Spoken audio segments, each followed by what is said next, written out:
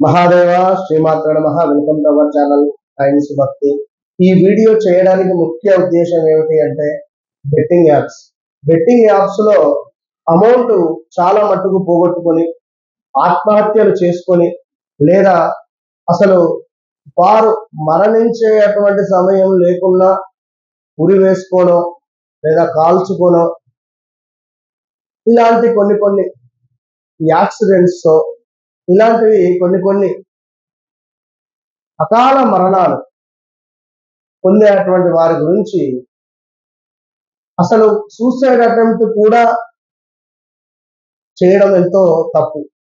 ఎవరైతే ఆత్మహత్య చేసుకునేటువంటి వారికి స్వర్గంలో కానీ నరకంలో కానీ కనీసము మనకు ప్లేస్ కూడా ఉండదు, అంటే రానివ్వదు. సో అలాంటి వారికి సంబంధించినటువంటి విషయాలను ఒకసారి మనము చర్చించుదాం. దయచేసి ఎలాంటి సిచ్యువేషన్ లో ఉన్నా కూడా కొంచెం ధైర్యంగా ఉండాలి. బాగా ఉక్కబోసిన తర్వాతనే గాలి వస్తుంది, వర్షం పడుతుంది, చల్లగా అవుతుంది. So మీకుండేటువంటి situations మీకుంటాయి. 100% చెప్పడానికి మాకు ఎంతో ఈజీ, అనుభవించేటువంటి వారికి మాత్రమే తెలుస్తుంది ఎలాంటి కష్టము ఏంటిది అనేటువంటి. భార్యాభర్తలలో ఇల్లీగల్ అఫైర్స్ కావచ్చును, లేదా కొంత మనీ రిలేటెడ్ ఇష్యూస్ లో ఇరుక్కొని పోవడం కావచ్చును, లేదా ఇంకా ఏమైనా కొన్ని సందర్భాలలో క్షణికావేశంలో ఆత్మహత్య అనేటువంటిది చేసుకోవడం వల్ల సో ఇలాంటి సిచ్యువేషన్ జరుగుతుంది అనేటువంటిది ఈ యొక్క వీడియో. దయచేసి అది చాలా తప్పు. ఎవరికి ఎలాంటి ఇబ్బంది ఉన్నా కూడా ఒకసారి నన్ను అప్రోచ్ కండి. ఛాలెంజ్ చేసి చెప్తున్నా, ఎలాంటి ఇబ్బందులున్నా కూడా ఒక్కసారి నన్ను అప్రోచ్ కండి. ఎంతో కొంత మీ జీవితాన్ని నేను మార్చే ప్రయత్నం చేస్తాను. 100% ఛాలెంజ్ చేసి చెప్తున్నా. సో ఆత్మహత్య చేసుకున్న తర్వాత ఆత్మ ప్రయాణం ఎలా సాగుతుందో తెలిస్తే విషయం ఏమిటి అనేది చూద్దాం. గరుడ పురాణం ప్రకారంగా మనకు సుమారుగా కూడా 18 మహాపురాణాలలో ఒకటి ఇది వైష్ణవ పురాణం. ఓకే, ఈ పురాణానికి ప్రధాన దేవత విష్ణువు. మరి మరణం తర్వాత ఆత్మ కదలిక అనేటువంటిది కర్మల ఆధారంగా లభించే ఫలితాల గురించి చెబుతుంది.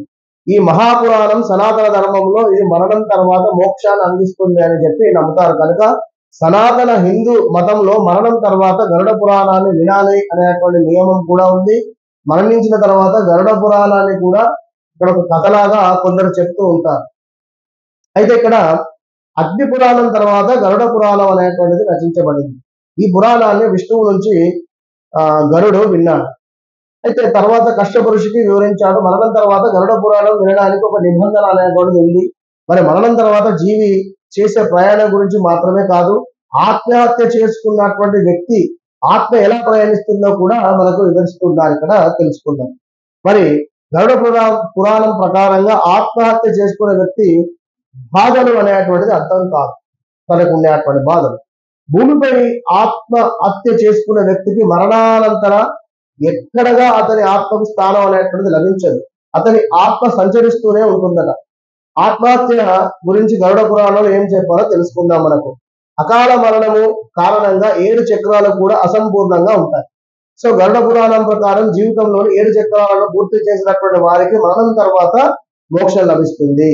అయితే ఎవరైనా ఒక చక్రాన్ని అయినా సరే అసంపూర్ణంగా వదిలేస్తే అతను అకాల మరణాన్ని ఎదుర్కోవాల్సి వస్తుంది.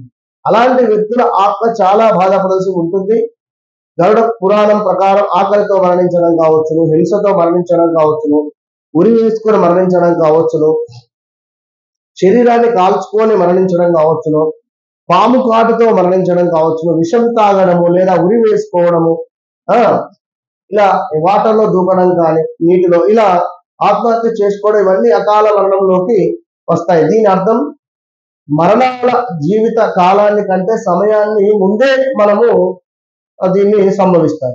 అయితే ఆత్మహత్య అనేటువంటిది మహాపాపం. మనం ముందుగానే చెప్పుకున్నాం. మానవుడిగా జన్మ అనేటువంటి లభించడం ఎంతో కష్టం. ఎన్నో కష్టపడితే కానీ ఎన్నో సంవత్సరాలు ఈ యొక్క మానవ జీవితం అనేటువంటిది మనకు లభిస్తుంది. కనుక మరి ఇక్కడ మరొక విషయం ఏమిటయ్యా అంటే ఆత్మహత్య చేసుకున్నటువంటి వ్యక్తి ఆత్మ అనేటువంటి తిరుగుతూనే ఉంటుంది. 3 నుంచి 40 రోజులలో మరొక శరీరాన్ని తీసుకుంటాయట. ఆత్మహత్య చేసుకున్న వారి యొక్క ఆత్మలు చాలా కాలం పాటు తిరుగుతూనే ఉంటాయి. గరుడ పురాణంలో ఆత్మహత్య అంటే దేవుడు ఇచ్చినటువంటి జన్మని అవమానించినట్లే అని చెప్తున్నారు.